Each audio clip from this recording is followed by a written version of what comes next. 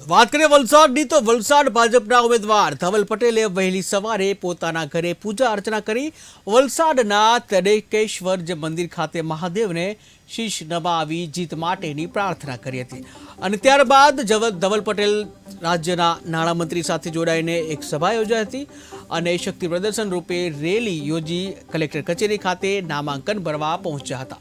જ્યાં વલસાડ જિલ્લાનો ઇતિહાસ જળવાઈ રહેશે ત્યાં 5 લાખથી વધુની લીડથી વલસાડ ભાજપ જીતશે તેવો દાવો પણ કર્યો।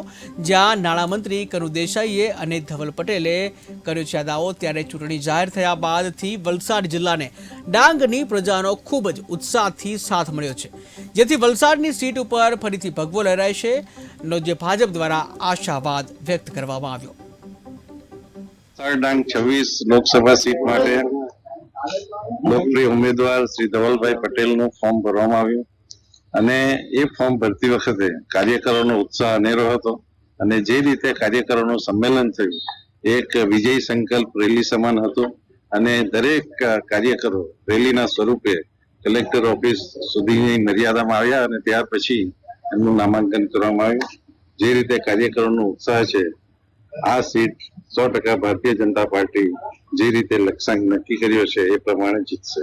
સવારે આજે 15મી તારીખે અમે ભગવાન સામે શીશ ઝુકાઈને પ્રાર્થના કરીને અને પછી તડકેશ્વર મહાદેવના મંદિર જઈને અમે પ્રાર્થના અર્ચના કરી અને પછી જાહેર સભા કરી। તેમાં જો તમે બધાએ જોયું હશે કે લોકોનું અપાર સમર્થન અમને મળ્યું અને એના પછી અમે રેલી કાઢીને ફોર્મ ભર્યું ત્યારે પણ એકદમ અપાર સમર્થન મળ્યું। લોકો એકદમ જોશ ઉમંગના ઉત્સાહમાં હતા અને એ ચોક્કસ થઈ ગયું છે કે વલસાડ લોકસભા સીટ અમે 5 લાખથી વધુ માર્જિનથી જીતી રહ્યા છે। ધન્યવાદ। આજે વલસાડ ડાંગ